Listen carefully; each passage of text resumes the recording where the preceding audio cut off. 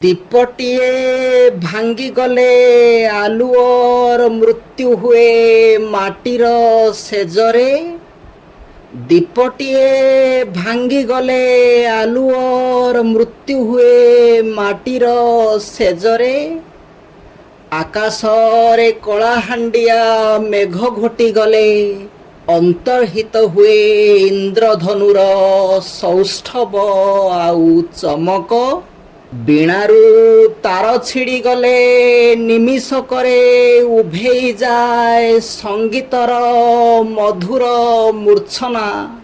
ଏହି ସବୁ କଥା ପରି ଯେବେ ମଣିଷର ଅନ୍ତର ଆତ୍ମା ନିରବି ଯାଏ, ହୃଦୟ ବି ଆଉ ପ୍ରେମପୂର୍ଣ୍ଣ ମଧୁର ଗୀତ ଗାଏ ନାହିଁ। ସେଠି ଖାଲି ଶୁଭୁଥାଏ କରୁଣ ଗୀତି। ଠିକ୍ ଯେପରି ଗୋଟେ ପରିତ୍ୟକ୍ତ ଭଙ୍ଗା ଘର ଦେଇ ପଶି ଆସିବା ବେଳେ ପବନ ଗାଉଥାଏ, ଅବା ମଝି ଦରିଆରେ ନାବିକର ମୃତ୍ୟୁ ପରେ ସମୁଦ୍ରର ଉତ୍ତାଳ ଲହରୀ ଯେପରି ଶୋକ ସଙ୍ଗୀତ ଗାନ କରେ। ଅତ୍ୟନ୍ତ ଭାବପ୍ରବଣ ହେଇପଡ଼ି ଯେଉଁ କବିତାଟି ବର୍ତ୍ତମାନ ଆପଣମାନଙ୍କୁ ମୁଁ ଶୁଣାଉଥିଲି, ତାହାର ମୂଳ ଲେଖାଟି ଇଂରାଜୀ ଭାଷାରେ ଲିଖିତ।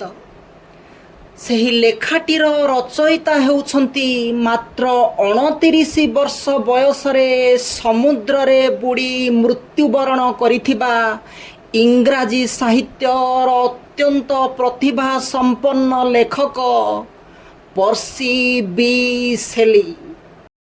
ତାଙ୍କ ରଚିତ ସେହି ଅମ୍ଳାନ କୃତିଟିର ଗୋଟିଏ ମୁଖ୍ୟ ଅଂଶକୁ ଓଡ଼ିଆରେ ଅନୁସୃଜନ କରି ଆପଣମାନଙ୍କ ଆଗରେ ପରିବେଷଣ କରିବା ପାଇଁ ଚେଷ୍ଟା କରିଛି।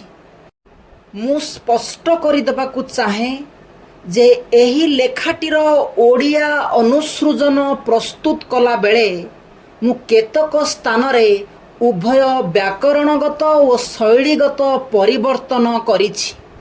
ଏହି ପରିବର୍ତ୍ତନ ଗୁଡ଼ିକ ଅତ୍ୟନ୍ତ ଅନିବାର୍ଯ୍ୟ ଥିଲା, କାରଣ ଆପଣମାନେ ଜାଣନ୍ତି ଇଂରାଜୀ ଓ ଓଡ଼ିଆ ଦୁଇଟି ସମ୍ପୂର୍ଣ୍ଣ ଭିନ୍ନ ଭାଷା।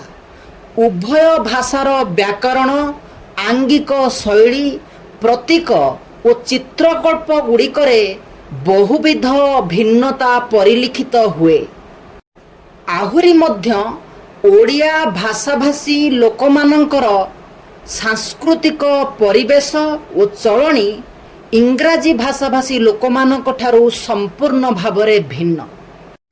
ତେଣୁ ଏହି ଲେଖାଟିକୁ ଓଡ଼ିଆରେ ରୂପାନ୍ତରିତ କରିବା ସମୟରେ ମୁଁ ଏଭଳି ଭାବରେ ଅନୁସୃଜନ କରିଛି, ଯାହାଦ୍ୱାରା ଆମ ଭାଷାରେ କଥାଟି ଭଲ ଶୁଭିବ ଓ ଅର୍ଥପୂର୍ଣ୍ଣ ହେବ। ଆଜିର କାର୍ଯ୍ୟକ୍ରମଟି ଆପଣମାନଙ୍କୁ କେମିତି ଲାଗିଛି ମତାମତ ଲେଖି ଜଣାଇବେ ବୋଲି ମୋର ଆଶା। ଆଜି ପାଇଁ ମୋତେ ବିଦାୟ ଦିଅନ୍ତୁ। ରହୁଛି। ନମସ୍କାର।